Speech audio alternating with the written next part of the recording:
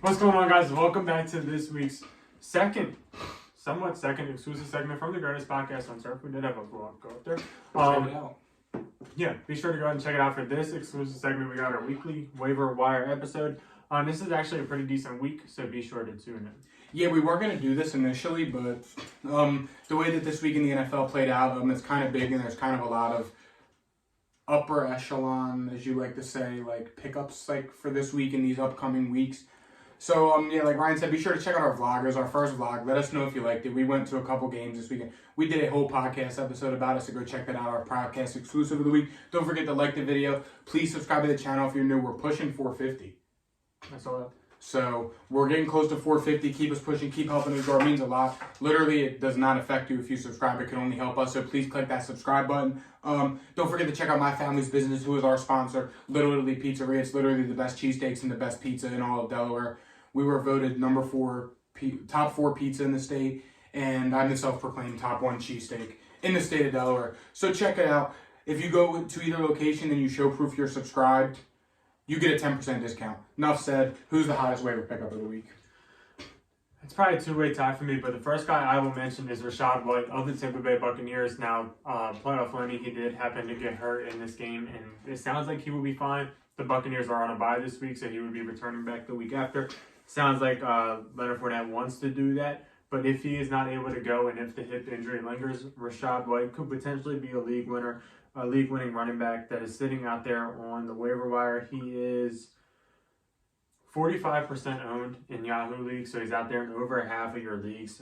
Coming in for Leonard Fournette, he had 22 carries for 105 yards, and he didn't do anything in the receiving game, but we have seen that he is able to do that, so I'd look to see him get more involved there if Leonard Fournette was to miss time. But you're on a pretty decent offense with the Tampa Bay Buccaneers. Tampa Bay knows that if in order to do good in wintertime, you need to run the ball in the winter. They know that, and they will feed Rachaad White. He got the ball 22 times against Seattle. That will continue to happen. His carries against Seattle, they were explosive. We saw the stiff arm. Yeah, we did. So, goddamn, we did. He's got the talent. He has the upside. Go ahead and pick up Rachaad White if he's out there. Yeah, the next guy I'm going to tell you guys to pick up is 0% owned. I know that might be a red flag, but it is Trey McBride. This is strictly off of the potential volume that he could see. If you don't know, Trey McBride's a rookie tight end out of somewhere. He plays for the Cardinals. The reason I'm saying this, if you guys didn't know, earlier in the day, it was announced that Zach Ertz is done for the season with a knee injury. It is extremely unfortunate. But at the Cardinals' tight end position has been kind of big for them on offense. I mean, we've seen through 9 games, Zach Ertz put up about 70 targets. Someone's going to have to make up for those targets, and I think Trey McBride could be that guy. He was a high-round pick. I'm pretty sure he was a second-round pick. So, I mean, that says enough. They liked him enough to take him in the second round with all the other glaring needs on this team. So that should say something. He played 13 snaps on Sunday against the Rams. But, I mean, he's had a quiet campaign so far, but that is with Zach Ertz being a big part of the offense, and Zach Ertz was having a pretty good year, so that's why Trey McBride wasn't seeing many snaps or much volume. But now that Zach Ertz is done for the year, I'm not sure the percentage of this works, but if Zach Ertz has 70 targets through 9 games, the targets are going to be open. I mean, this is based off pure upside. I mean, you really never know with the tight end position because it's so top heavy, and outside of the top 2, it's kind of like, eh. So if you need a tight end, or if you just lost Zach Ertz and you have the spot open, go ahead and grab a Trey McBride just to hold, because you really never know in this offense. However, my second best, tie for first best pickup of the week is actually another tight end that is much better. I would agree. Than I forgot Trey McBride. This guy was on your list. Cole Kmet, he is 60% owned, so he's out there in 40% of leagues. In the last 3 weeks, he has 5 touchdowns. Last week against Detroit, 4 receptions, 7 targets, 74 yards. 5 receptions a week before that for 41 yards and 2 touchdowns.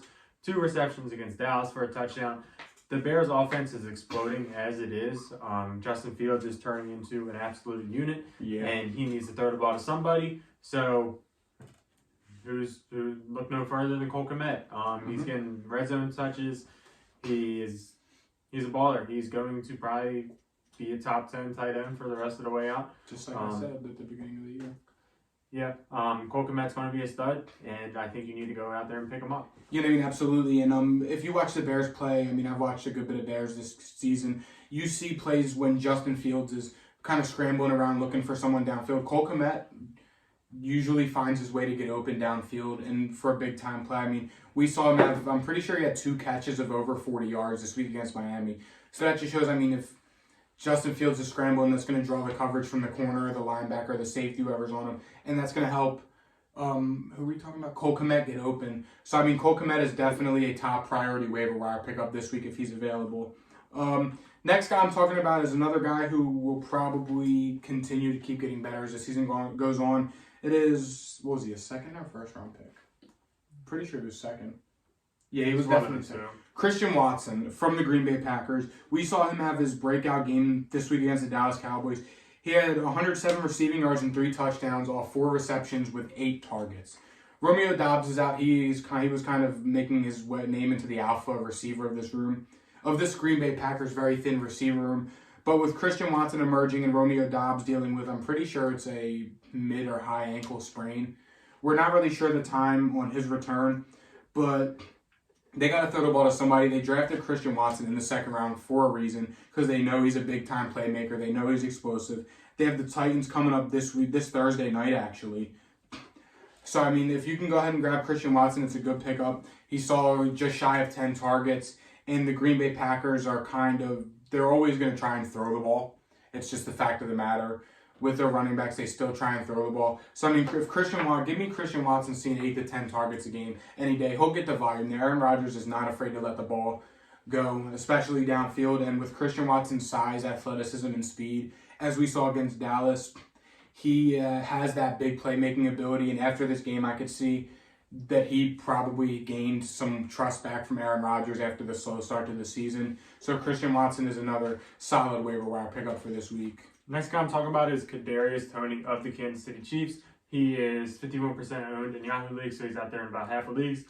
This week he had a pretty good week, probably because of injuries. Mecole Hardman was out, Juju got hurt, and Kadarius Toney stepped up in a big way. 4 receptions, 57 yards, and a touchdown. And he also had 2 carries for 33 yards. If they keep giving the ball to Kadarius Toney in this way, possibly taken away from Mecole Hardman, I think Kadarius Toney could be a pretty good fantasy asset. You want to get players that are attached to good quarterbacks, good offenses. The Chiefs check both of those boxes. Kadarius Toney is an electric playmaker, so they should be getting him the ball, especially since they did pay up a pretty good price to go out there and get him. Yep. So pick up Kadarius Toney if he's out there. And the next guy who we're going to be talking about is, I would consider this guy a handcuff, but I mean, it's starting to look more and more like a committee. That is Jaylen Warren of the Pittsburgh Steelers. We were actually at the game, and we kind of saw a 50-50 split between these guys. I mean, Jaylen Warren against the Saints, 9 rushes, 37 yards. He had 3 receptions off 3 targets for 40 yards in the passing game.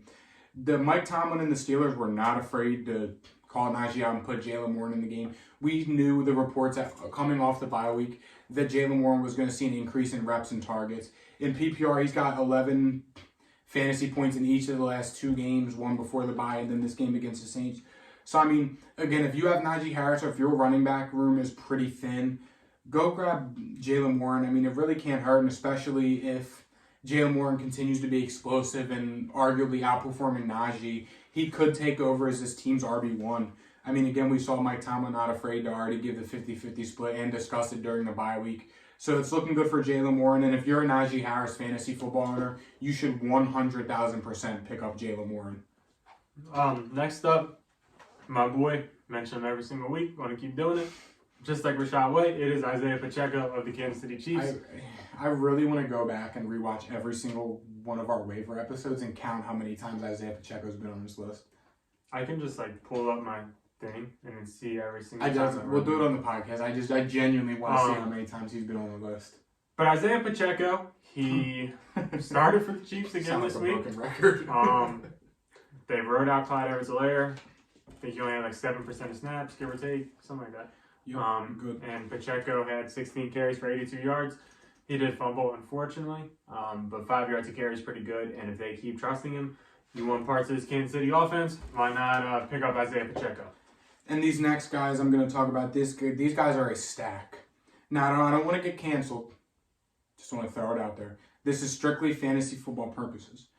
Deshaun Watson and Donovan Peoples-Jones. We'll start with Deshaun Watson. It's simple as this. When he comes back, he's got Houston, Cincinnati, Baltimore, New Orleans, Washington. It's a pretty solid schedule. Now, I know he hasn't played football in 2 years. I know. But I'm just saying, the potential for him to come in and try and help Cleveland make a late playoff push, I mean, it's kind of there. So, yeah, I just wanted to throw that out there. And Donovan Peoples-Jones, let's look him up and see what he's been doing. Good. He's been doing very, very good. He's 35% owned. Against the Dolphins, he had 9 targets, 5 receptions for 100 yards. I mean, he's seen double-digit fantasy football points every week this season except 1, 2. Literally, going from week 10 back, 15, 12, 11, 12, 10, 12, 2, and 12. He's been doing good. He's seeing targets. We're finally starting to see the Donovan Peoples-Jones that we thought we were going to see sometime with the Cleveland Browns. He just really couldn't get it going, and now with the, I guess he's becoming one of Jacoby Brissett's go-to guys. So, I mean, if you're thin at receiver, or if you just need a spark, or if you have a guy on bye week this week, go ahead and grab Donovan Peoples-Jones. He's been pretty consistent all year. This week they're playing a Buffalo Bills defense that was just getting torched by the Vikings. Now, I know that the Vikings are a little more explosive on offense than the Cleveland Browns, I know. But the Cleveland Browns have proved week in and week out that they can put up points and that they can give their players volume and high fantasy football value in the games. Even though if they're losing, they're still giving the Kareem Hunts, the Nick Chubbs, the Amari Coopers, the Donovan Peoples-Jones of the world, even the David Njokus of the world before he got hurt. They're giving these guys fantasy value, and they're doing pretty good. So if you need a receiver this week, go ahead and grab Donovan Peoples-Jones. Finally, just throwing it out there, Gus Edwards. It might be Kenny Drake's job. It might be Gus Edwards' job. Don't start either of them this week, probably. Who do they play? I mean, I know they're coming off the bye. Yeah, so either way, I'm not starting either of them. Just kind of wait and see what happens. Yeah, I mean, they play Carolina this week. Baker revenge game. I swear to God, I'm slamming the Panthers this week. Anyways, that concludes our week 10, 9. This is week 11. Is it? Yeah. Week 11 waiver wire pickups. 1, 2, 3, 4, 5, 6, 7, 8, 9. Last week was the bye. It was 10. So, yeah, this is week 11. Week 11 fantasy football waivers. Thank you guys for watching. Be sure to check out our podcast. Be sure to check out our college football game day, NFL game day vlog. And we'll see you guys tomorrow with our fantasy football stardom. See ya. Peace.